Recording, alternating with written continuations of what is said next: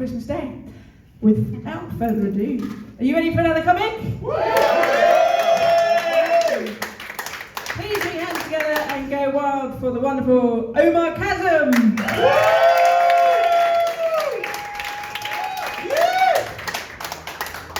Good evening, everyone. Hey, let's give it up for the other comedians in the house. That's right. And one more time for Kickers to give us a stage to perform our shitty jokes. Yeah. Well, okay, for the people that don't know me, let me introduce myself. You heard correctly, my name is Omar Kazim, and I am Emirati. Fucking true, right? Which part? That's the exact same response I got at passport control. You know? Thanks for that late laugh. The reason why I look like this is my dad's Emirati and my mom is Kid Rock.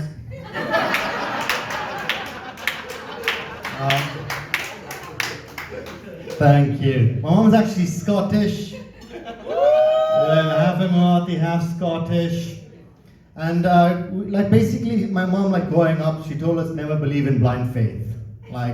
We brought up she was quite a funny religious family. My dad's Muslim, mom's atheist, my wife is Catholic. But my mother told us never to follow blind faith. And there's a beautiful story about three kids that are blind at birth, that were taken into the jungle. And they were told to explain what a baby elephant looks like. Right? So the first one holds onto the trunk of the elephant and goes, wow, this feels like a pole. Trunk's like a pole. The next one holds the tail and goes, wow, this is like my toothbrush. So it feels like my toothbrush. The third one holds onto his penis and goes, is that you, uncle? Fucking pedophile jokes out the way. I had some clean shit in the past, but you laughed at fucking dead necrophiliacs. I'm like, fuck's sake, bring on my dirtiest jokes. But there's one thing you should not do in the Middle East. Do you know that one thing you should not do? No? That's sit on an Arab woman wearing an abaya. Don't fucking do it. Well, I've done it before, but it's not like it's a fetish of mine or anything like that. You're not going to hear it in the local news today. 4 Emirati women have been sat on. Have you seen this fucking prick? You know, CCTV footage of me just legging it through Dubai Mall going, you ha ha! Fucking nailing that Emirati woman. Right? The reason why what happened, the true story was I was running late for the cinema. Right? And I ran in with my popcorn and juice, and the movie started, and it was dark. Right? You know where this is fucking going, right? So I'm walking with my popcorn and juice, and she was sitting there with the 3D glasses, fully covered up, loving life. Until I fucking came along. Right? And I just sat down, I just body slammed her. Guys, you know how scary that shit was? I've lived in Glasgow for a lot of my life, right? #1 place to be stabbed in Europe. But sitting on an Emirati woman, what's the word I'm looking for? I fucking shat myself. And I walked in a poof. She's like, oh, I'm like, oh, she's like, oh. And I went on for 3 fucking minutes or some shit like that. We're screaming at her. But wouldn't it be funny, right? If I didn't actually notice her and just sat there for the whole 2 hours eating my popcorn. You know, Fatima just tapped me on the shoulder. I'm like, shh, it's a good bit. Have some popcorn and just lift up the veil and just shove us some popcorn down. I've got the right passport for this, so I can fucking make fun of that shit. So I'm good. Alright? Fucking good. Yeah, but it's interesting because we had a comic, because I travel quite a lot being a comedian, and we have a comic from Amsterdam. I love fucking Amsterdam because there's so many good museums there. Best fucking museums. Oh, delicious. Alright, but not too many people know this. During the airport, that's one of the only airports that has a sex shop. Alright? And women, really, does dildos need to be travel sized? Yes. Yeah? Small cunt there. You know, because normally when I walk into a sex shop, like fucking Suzanne is dragging the extra large bag. I'm gonna fucking play with Big Rick tonight. A fucking huge one, right? But I think it's smart, like having a sex shop in the airport. I fucking think it's smart because it's a stressful fucking place. You know, so the woman purchases a dildo and everything like that, but then suddenly last call to the fucking gate. So she's running around, screaming at her kids, shouting at her fucking husband, and finally gets on the flight and relaxes. And all of a sudden, on the PA, the pilot says, "Excuse me, can you please turn off all your electronics? We're about to fly." And then the woman in the back going, "Just one more minute! One more minute!" Fucking busts a nut. But I was looking through the catalogs, and I'm not shy. I'm one of these guys that fucking busts through a sex shop. Fuck it. And I asked all the questions and everything like that. You know, I know people that are really shy to go in. Why? It's nature. It's human life. But I was looking through the catalog, and boy, like the sex dolls are coming fucking realistic. Did you hear that a guy married a sex doll recently?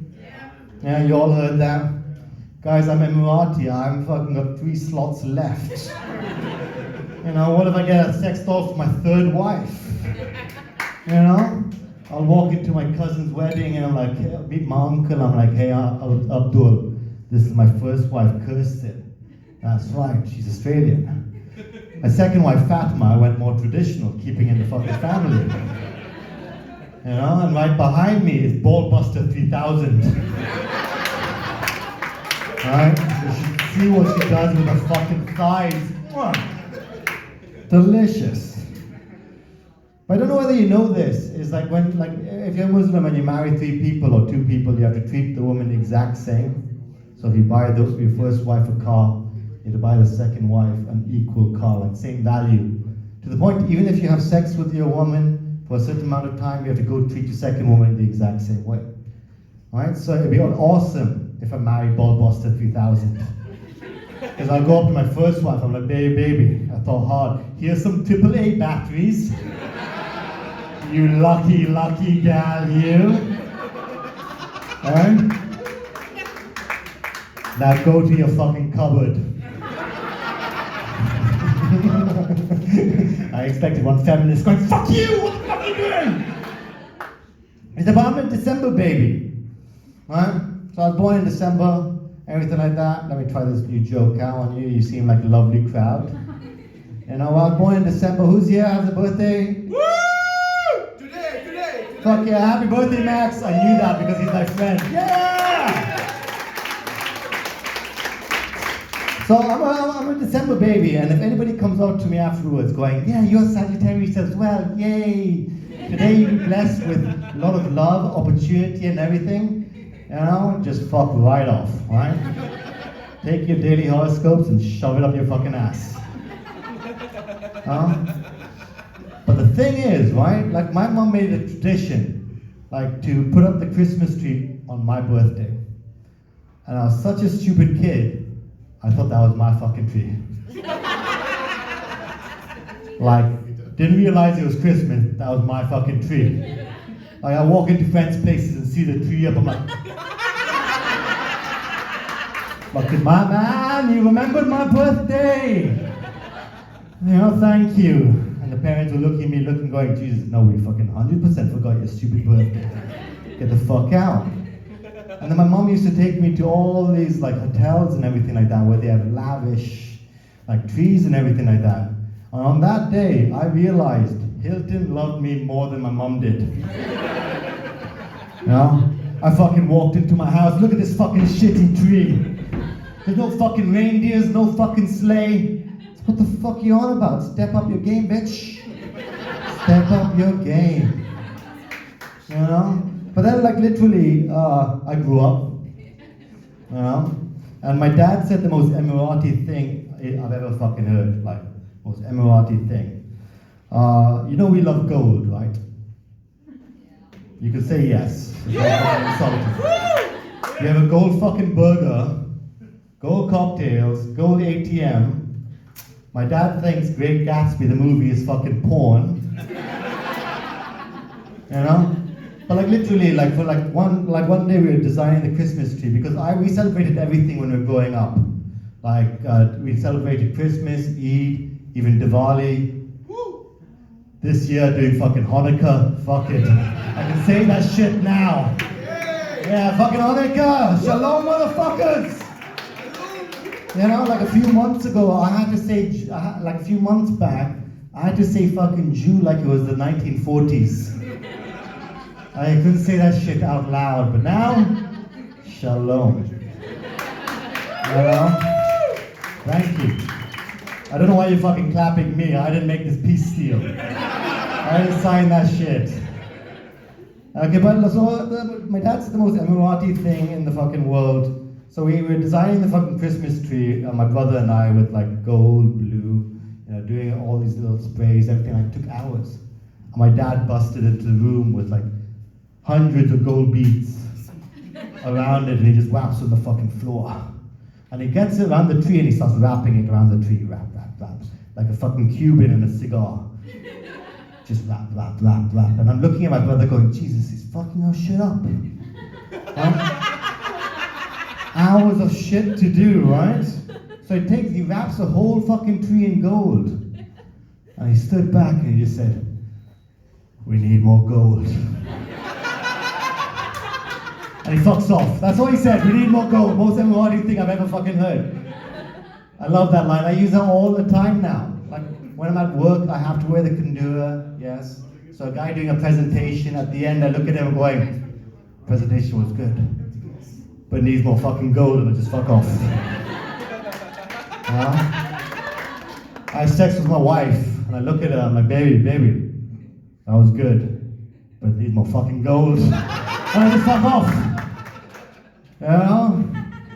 Sweet. So I'm gonna end with this one. Thanks for that. Thank you guys. Give yourself a round of fucking applause, guys. So like I said, I do travel quite a lot, and I miss going to fucking Thailand. That's Emirati's second home.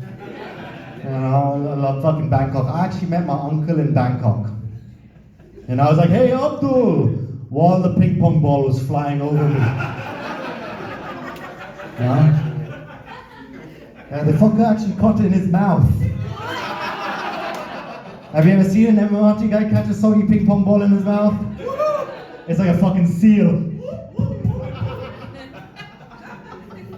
But literally, I was waiting in a waiting room. I was sitting in a waiting room in Thailand, and this really stunning Thai woman walks in, and she's so scouring the room, and I'm checking her out. Short skirt, big tits, fucking lovely. Like stunning. All respect, so fucking hot. Right, she sat down right beside me, and I was like, Oma, don't get a hard on. Don't get a hard on. Then she got the hard on. Thank you, everyone. Thank you for being with us. My name is Omar Kazim, and you need more fucking gold. Let's hear it again for Omar.